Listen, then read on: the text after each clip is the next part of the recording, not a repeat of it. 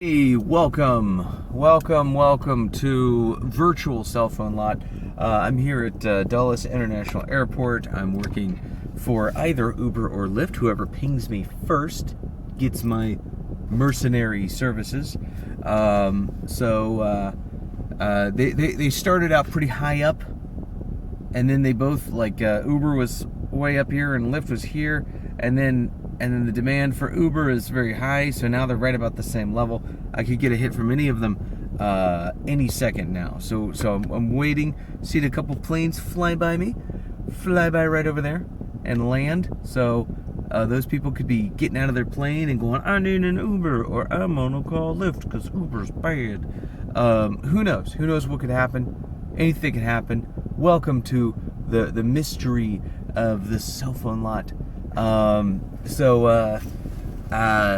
this is exciting, right? Anything could happen here. Let me tell you a little story about yesterday. See, I am applying for a job, and I got to drive all over the place to get some paperwork filled out for that job, because it requires some background and some drug testing, physicals, stuff like that. So that being the case, I had to go to pee, and the place that I went to go pee was in Fairfax, Virginia. So I'm driving out there, and as I'm heading out there, I'm like, oh, I'm gonna have to pee. I don't really need to pee right now, so I'm gonna drink, right? I have my Camel pack, and I'm just like, Camel pack. And I'm like, yeah, it's fine, you know. It's a good drive. It's like a 20-minute drive. And I'm just like, okay, let me make sure I got the right address. And I'm just like, Camel pack. And by the time I get there, I still don't really have to go to the bathroom. I'm not like, oh, I'm dancing. I'm just like, yeah, you know, I could go, right? And then finally, they're about to call me, and this lady jumps up who was right after me. She was there just after me.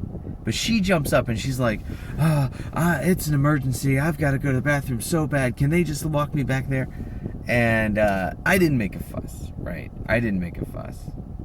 And like I said, I didn't have to go to the bathroom too bad at the moment. At that very moment, I wasn't doing too bad. But this lady makes a fuss. This lady needs to go pee.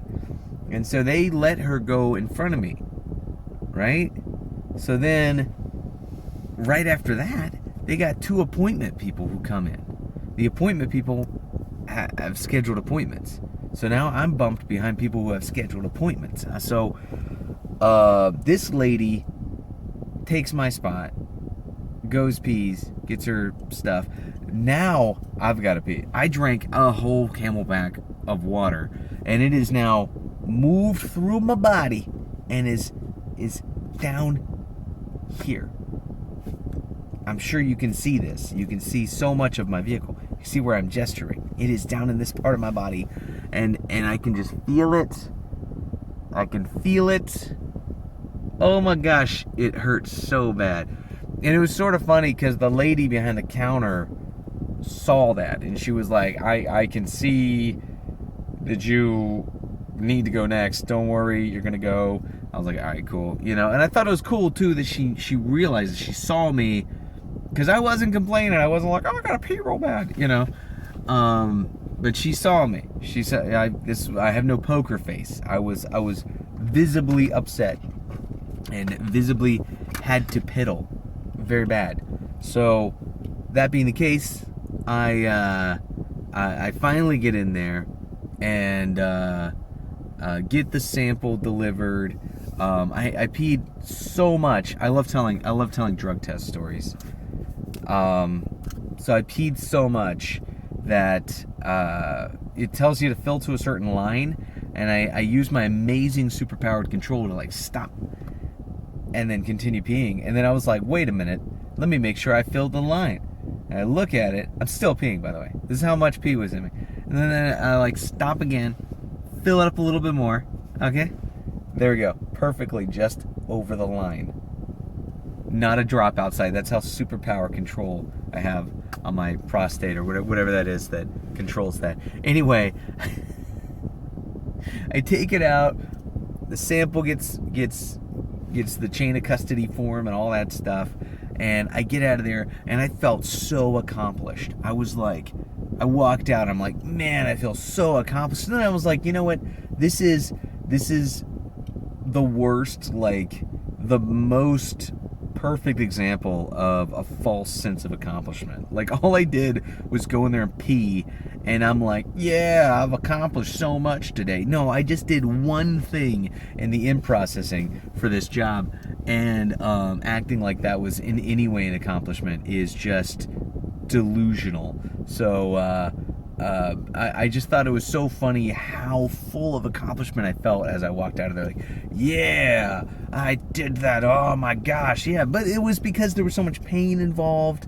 There's so much, like, in the release, the relief that you got. It was dizzying. It was a dizzying experience. And then of course getting that paperwork to say, like, you did this.